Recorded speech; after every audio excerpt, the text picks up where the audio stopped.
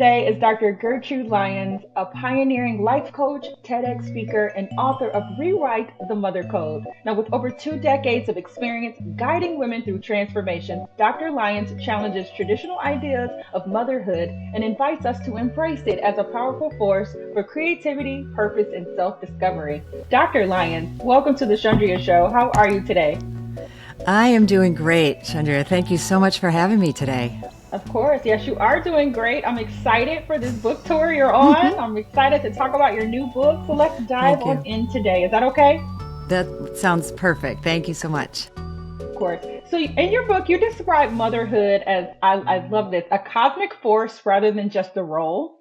A lot of us aren't mothers yet. So how can women begin to reconnect with that particular energy, whether or not they have children? No, I love that so much, Chandra, and I emphasize this numerous times in the book that all women, really kind of all people, when we get down to it, but all women conceive, create, give birth to children if they choose at some point, but to careers, ideas, dreams, pets, elderly parents, the whole gamut, right? Anywhere where we put our caring, creative energy, we're mothering. So, but the most important person we need to mother is ourselves. So that's how we start on this journey, is understanding that you're a mother right now, whether you have a child or not, and to really claim that aspect of ourselves. And if you do believe you want children at some point, it's the best preparation you can do is the self-mothering practice that I know we're going to talk about more, but that I would say is kind of the crux of it, right? That we want to expand the definition of what it means to be a mother. And then within that definition, we need to disband old, disempowering beliefs, wiring that we have about what mothering and potentially motherhood is for us. That's so beautiful. Oh my gosh. Okay, so the full title is Rewrite the Mother Code from Sacrifice to Stardust. What inspired you to write this book? Yeah. Well, I would say the biggest inspiration was my own journey, a combination of my own journey through marriage, my adult life, I guess. But what inspired me, and then coaching other people, other women, other parents.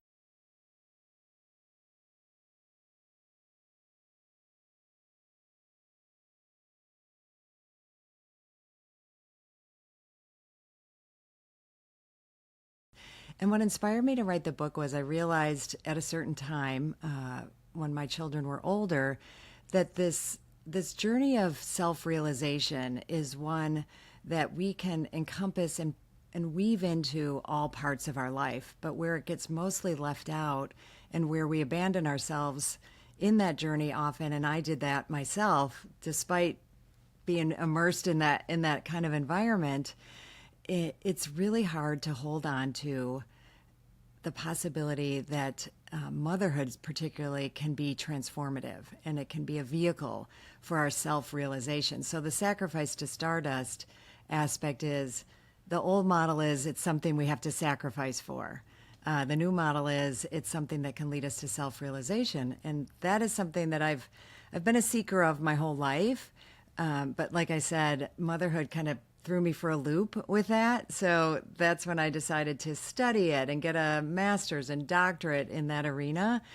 And then eventually realized that, well, nobody reads a dissertation. So after coaching in it and doing workshops and speaking on it, I realized that a way I really wanted to get the message out was through a book. And that was its own definite birthing, for sure. I love that you are setting out and kind of challenging the norm, and creating new ways to do things, and you're encouraging other women in the process. You mentioned, I like to ask, what are some of the outdated beliefs about motherhood that continue to limit women's growth, and how can we begin to rewrite those narratives ourselves?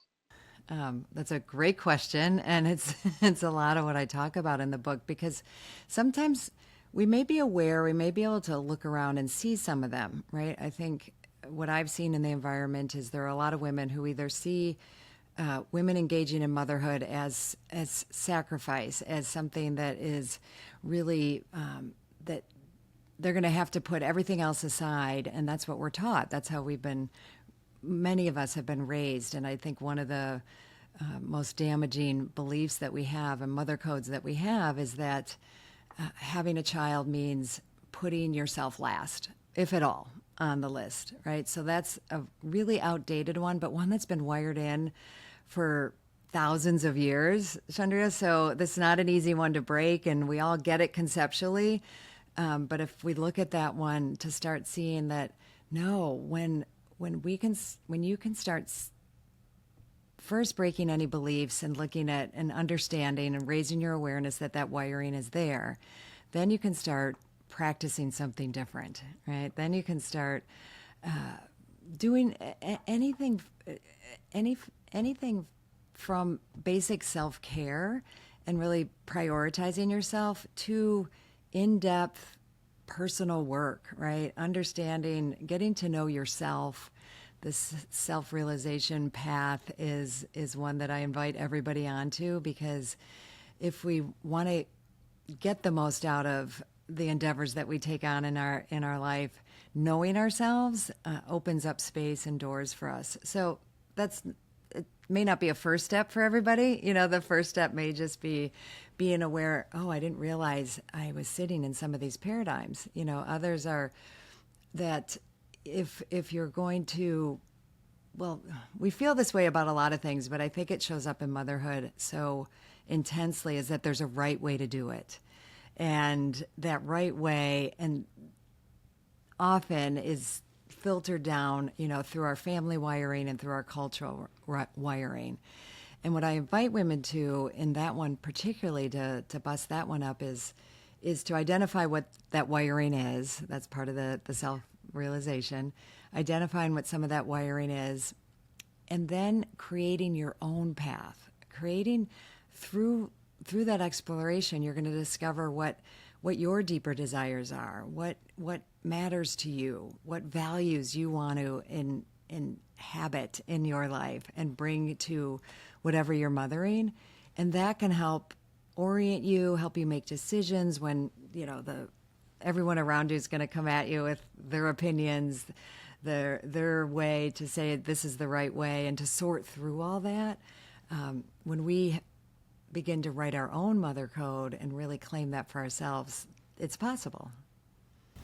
I love that you've introduced us to these mother codes, and how can I identify which code I've been living by, or decide which code would better serve me?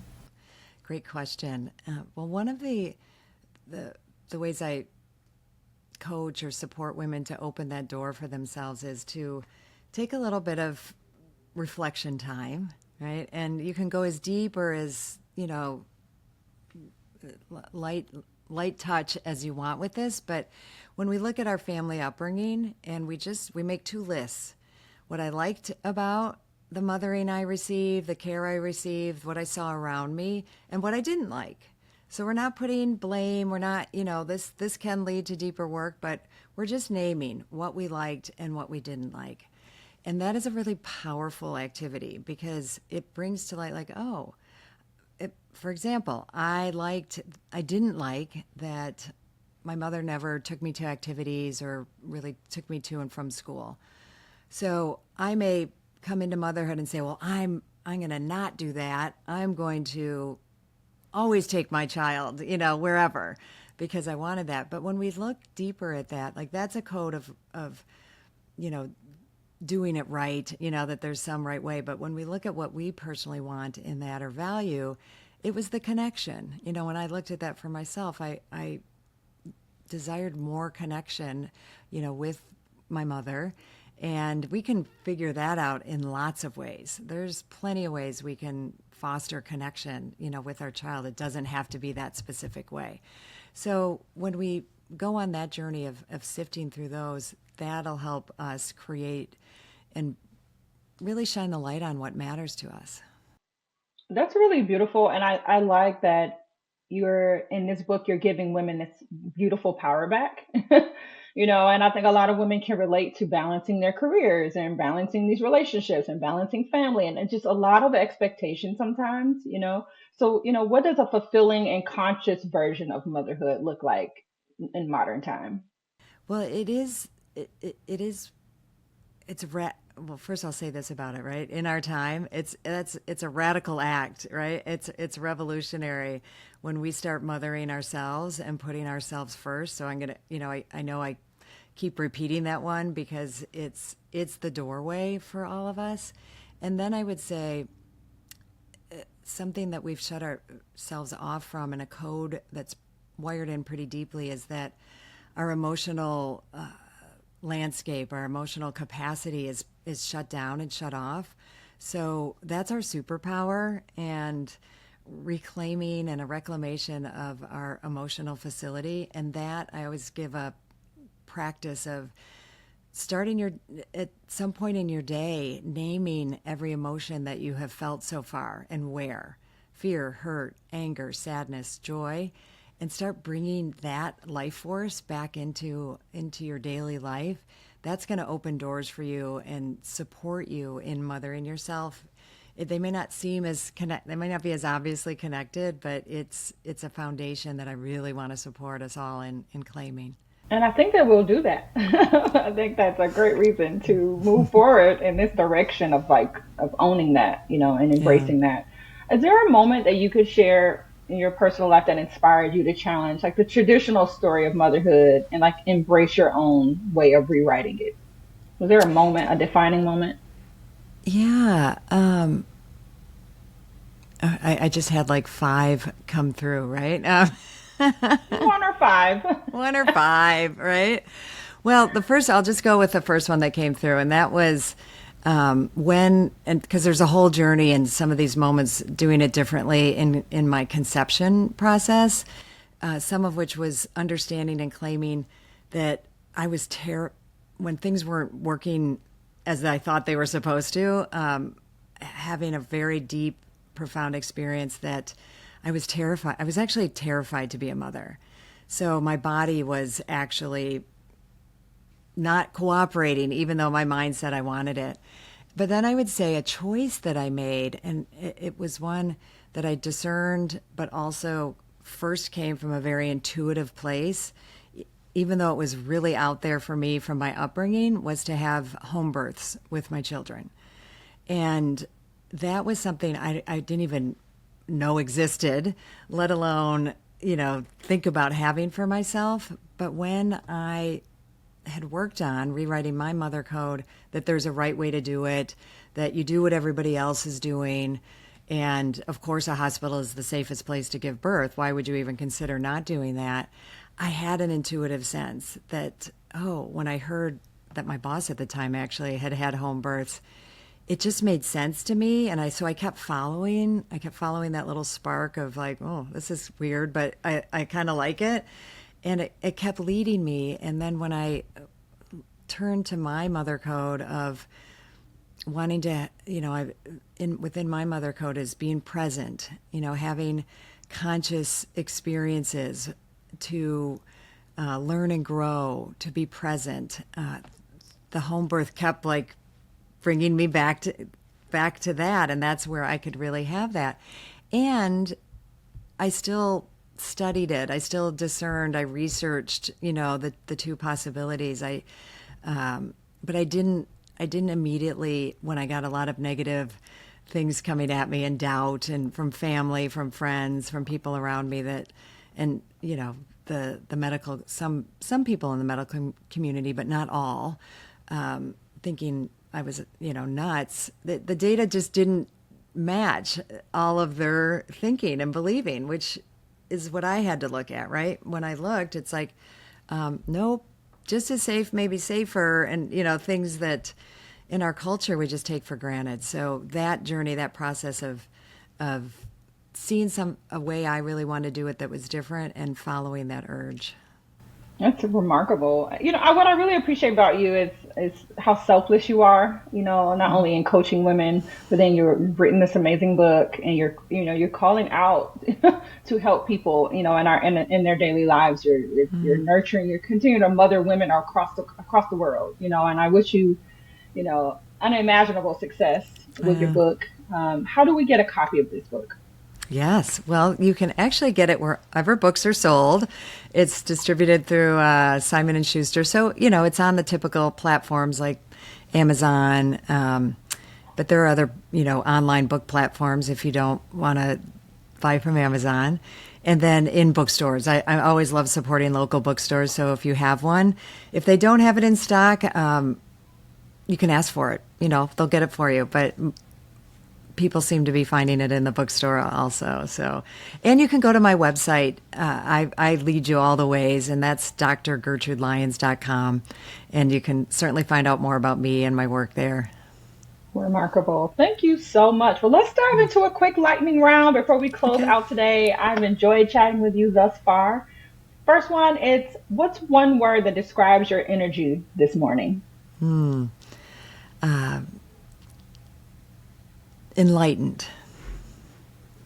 Good. If your book had a theme song, what would it be? Oh my gosh, that's such a great question. I Am Woman by Helen Reddy. Other people have sung it really well too, but she's the originator. Awesome. What's a habit you can't start your day without? So I can't start my day without a habit that I started several years ago, which is when I wake up, then I will smile. So just the act of smiling puts me in a different state. I'm going to do that starting tomorrow. What's one fictional TV mom you think got it right? Oh, a fictional. Well, unfortunately, the one that didn't get it right that comes to mind is Gilmore Girls. Like I love it. It's a sweet show, but I'm not a anyway, but who got it right? Oh, because there are moms that got it right. There's, oh my gosh. Remember the mom Chundria, from the Brady Bunch? She got it right. She was doing some good work, right? Mm-hmm. Yeah.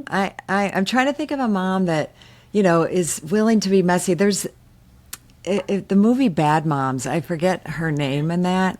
The Bad Moms movie. But just when we're willing to show our messiness and work on our relationships and, kind of see through some of that, and just exposing some of the hard parts of motherhood. So she comes to mind too. That's a good one. Mm-hmm. What's your go-to comfort food when you're feeling overwhelmed? Pizza. What do you put on it? I'm a Lou Malnati's pizza lover. If you're in Chicago, which we are, so and the Lou's. But normally I'm a margarita pizza lover with a lot of basil. Yummy, yummy. If you could go anywhere in the world on a solo getaway, where would you go today? The first place that jumped in my mind, which kind of surprised me, was Japan. I haven't been there. I love that so much. Almost done. What's one surprising item we'd find in your purse or bag right now? I can tell you exactly what that is. It's a wooden egg that I painted a scorpion and a spiral on that I have been bringing with me on book tour because it has energy crystals in it, and it's a protective, like kind of an energy protection for me. We know you wear a lot of hats. You're an author now. What's your hidden talent that most people don't even know about? Well, two things that come to mind. One that, it came out in the book that I write poetry, and that I'm creative. I like doing artistic things. Now, this isn't necessarily a talent, but I can also put my fist in my mouth. That's a talent. You could call that a quirky body thing, right. But, I guess it's a talent also. Last one. A big thing I like on this in producing this show is giving back, and as we, get older, giving back to the next generation of women that are coming along. And so if you could give your 25-year-old self one piece of advice, what would it be? Well, um, that because I think what I would say looking back is, and it's something that I don't know, it is that it's okay to make mistakes. That jump in, try things, let go of the have to do it right, too scared to try something because I might not do it well, and jump in and be willing to make mistakes because that's how you learn and grow, and it's fun. Wonderful. Dr. Gertrude Lyons, you have been a true pleasure. Thank you for being my special guest today on the Chundria Show. You did I it. did it. Thank you so much, Andrea. This was so fun. Great way to start my day. Yay.